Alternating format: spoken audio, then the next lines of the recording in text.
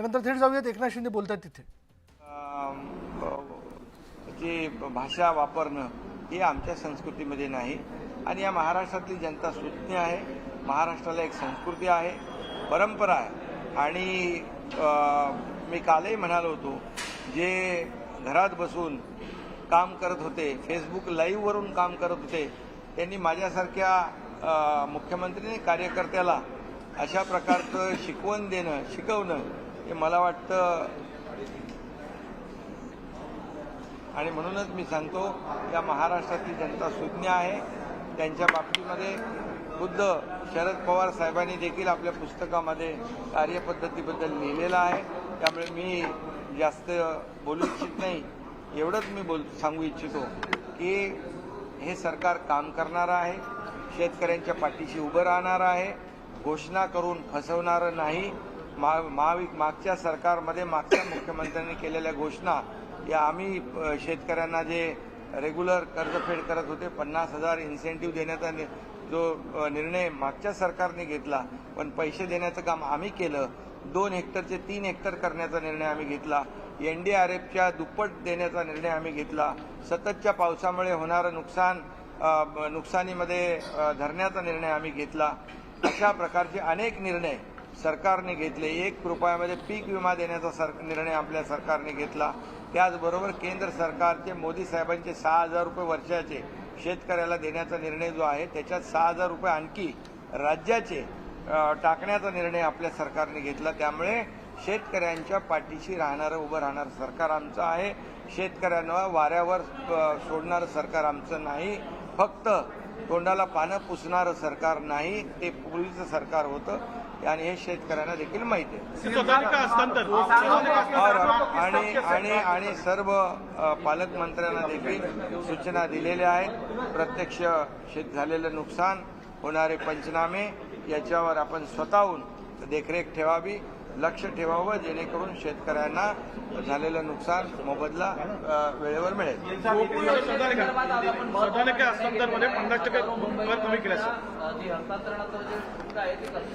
हा गृहनिर्माण विभागाचा आजचा मोठा निर्णय आहे. झोपडपट्टी पुनर्विकास योजना जी आहे त्याच्यामध्ये जे आपलं हस्तांतरण शुल्क आहे त्याच्यामध्ये 50% सवलत दिलेली आहे.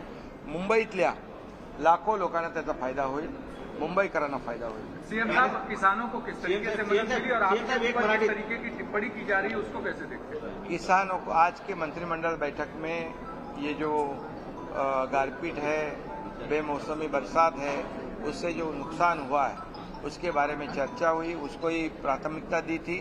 और यहाँ पर आज ऑलरेडी पहले ही पंचनामे करने के आदेश दिए थे, वैसे पंचनामे हो रहे हैं और 2 हेक्टर की जगह पर 3 हेक्टर का नुकसान भरपाई देने का ही निर्णय हुआ है. और पूरा आंकड़ा आने के बाद यहाँ पर किसानों को तत्काल नुकसान भरपाई देने सरकार के माध्यम से मदद मिलेगी. ये सरकार किसानों के पीछे खड़े रहने वाली सरकार है. जब जब ऐसे संकट में किसान आए तब तक सरकार उसके पीछे खड़ी रही है. जैसे आपने देखा है कि सिर्फ हम बोलते नहीं तो करते हैं. पिछली अभी जो बोलने वाले हैं उन्होंने वादे किए, लेकिन उसके वादे पूरे करने का काम हमारी सरकार ने किया, ये भी आपको पता है. और इसलिए किसानों के किसी भी तरह से किसानों के पीछे खड़ी सरकार रहेगी. इसके लिए 1 रुपया में पीक बीमा योजना भी हमने कर दी है. ये जो बेमौसमी बरसात हो रही है उसके बारे में पंचनामे शुरू है. जितनी भी मदद सरकार किसान को करे, बिल्कुल सरकार. निचली स्तर की जो टिप्पणी आपके ऊपर की जा रही है, लगातार आप शब्दों के उपयोग किए जा रहे हैं, अभी उनके पास दूसरा कुछ काम है नहीं. टीका टिप्पणी करना, गाली गलौज करना, ये महाराष्ट्र की संस्कृति नहीं है. ये महाराष्ट्र को शोभा देने वाली बात नहीं. ये बाला साहेब ठाकरे जी की शिकवण नहीं है, ये सीख नहीं है. और इसलिए उनको काम धंधा नहीं है. वो टीका टिप्पणी करेंगे, हम हमारा काम करेंगे. हम सरकार जो है लोगों के हित का निर्णय लेगा. और जो घर बैठने वाले लोग हमारे ऊपर क्या टिप्पणी करेंगे, जिनके बारे में खुद शरद पवार जी ने भी लिखा है उनकी कार्य पद्धति के बारे में, उनके बारे में मैं क्या कहूँगा. और ये जेलसी है, ये बहुत ही पैरों तली जमीन खिसक गई है. आज जो ग्राम पंचायत में जो चुनाव में जो नतीजा आए हैं उनसे उनको पता चला है कि वो कहाँ पर है और इसलिए वो कितनी भी टिप्पणी करे निचले स्तर की, ये महाराष्ट्र की जनता बहुत ही समझदार है।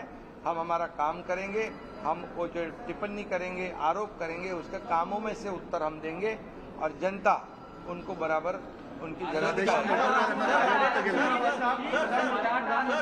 प्रधानमंत्री ने प्रयास किए और टनल से 41 मजदूरों को बाहर निकाला गया, लेकिन कांग्रेस के नेता इस पर आरोप लगा रहे हैं। जब मजदूर फंसे थे तो राहुल गांधी पूछ रहे थे कि प्रधानमंत्री किधर है, लेकिन प्रधानमंत्री ने मजदूरों को निकाला। तो अब कांग्रेस में कि इसका एनडीए और बीजेपी क्रेडिट ले रही है।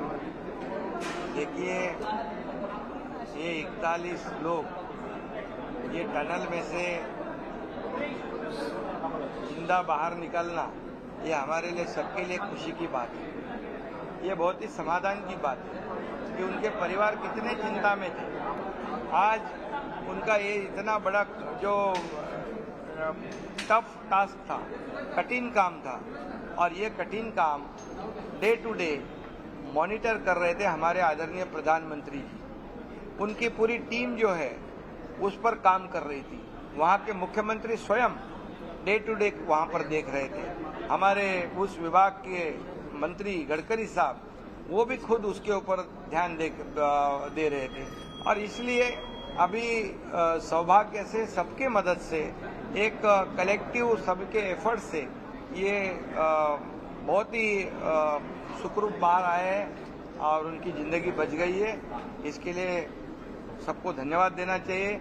जिन्होंने सहयोग दिया, जिन्होंने योगदान दिया, उनको सभी लोगों को धन्यवाद देना चाहिए, न कि ये क्रेडिट लेने वाली ये बात नहीं है। इतना मराठा आरक्षणासंदर्भात सध्या आणि मराठा एक वातावरण पेटलेलं आहे। अशा वेळेला कॅबिनेटमध्ये नेमकं काय झालं आणि येणाऱ्या अधिवेशनात आपण ठराव मांडणार की अध्यादेश मांडणार? वारंवार सरकारची भूमिका मी वारंवार स्पष्ट केलेली आहे। सरकारची मराठा आरक्षण देण्याबाबतची भूमिका स्पष्ट आहे। ओबीसीला धक्का न लावता, ओबीसीचा आरक्षण कमी न करता, अन्य कुठल्याही समाजावर अन्याय न करता मराठा समाजाला टिकणारं, कायद्याच्या चौकटीत बसणारं आरक्षण देण्याची भूमिका सरकारची सुरुवातीपासून राहिलेली आहे। आजही तीच भूमिका आहे। त्यामुळे कुणी संभ्रम किंवा चिंता करण्याची आवश्यकता नाही। ओबीसी समाजाला देखील मी हेच सांगू इच्छितो की कुठल्याही परिस्थितीमध्ये संभ्रम मनामध्ये ठेवू नका। आणि भुजबळ साहेबांचं देखील म्हणणं तेच आहे की मराठा समाजाला आरक्षण देताना ओबीसीवर अन्याय होऊ नये, ही भूमिका ज्यांची भुजबळ साहेबांची आहे ती सरकारची भूमिका आहे। आणि म्हणून तर देवेंद्र फडणवीसजी जेव्हा मुख्यमंत्री होते तेव्हा सरकारने आमच्या आरक्षण दिलं होतं, हायकोर्टाने कन्फर्म केलं, पण दुर्दैवाने सुप्रीम कोर्टामध्ये रद्द झालं। याची जबाबदारी कोणाची आहे, याला जबाबदार कोण आहे, यावर मी आता बोलू इच्छित नाही। परंतु मराठा समाजाला टिकणारं, कायद्याच्या चौकटीत बसणारं आरक्षण देण्याची जबाबदारी सरकारची आहे। त्याच्यावर पूर्णपणे काम सुरू आहे।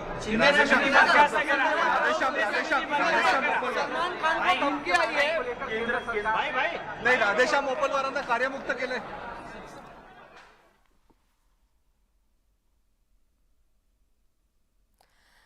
तर आम्ही शेतकऱ्यांच्या तोंडाला पानं पुसणार नाही तसं मुख्यमंत्र्यांनी म्हटलेलं आहे आणि मुख्यमंत्र्यांनी पालकमंत्र्यांना देखील आदेश दिलेले आहेत।